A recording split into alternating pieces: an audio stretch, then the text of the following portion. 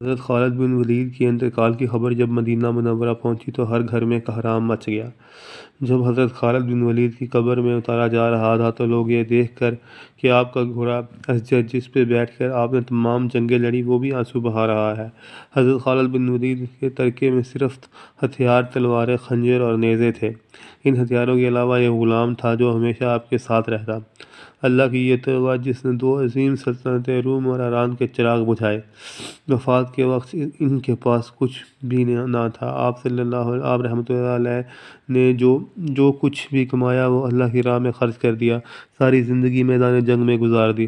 صحابہ نے گواہی دی کہ ان کی موجودگی میں ہم نے شام اور عراق میں کوئی بھی جمعہ ایسا نہیں پڑھا جب جس سے پہلے ہم نے ایک شہر فتح نہ کر چکے ہوں، یعنی ہر دو جمعوں کے درمیانی دنوں میں ایک شہر ضرور فتح ہوتا تھا۔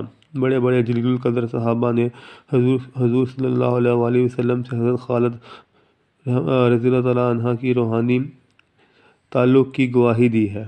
حضرت خالد بن ولید کا پیغام امت کے نام: موت لکھی نہ ہو تو موت خود زندگی کی حفاظت کرتی ہے۔ جب موت مقدر ہو تو زندگی دوڑتی ہوئی موت سے لپٹ جاتی ہے۔ زندگی سے زیادہ کوئی جی نہیں سکتا اور موت سے پہلے کوئی مر نہیں سکتا۔ دنیا کے بزدل کو میرا یہ پیغام پہنچا دو: اگر میدان جنگ میں موت لکھی ہوتی تو خالد بن ولید کو بستر پہ نہ آتی۔ اس پیغام کے اس دور میں ہر مسلمان کو ضرور پڑھنا چاہیے۔ حضرت خالد بن ولید رحمۃ اللہ علیہ کا قول کو وقتاً فوقتاً دہراتے رہنا چاہیے۔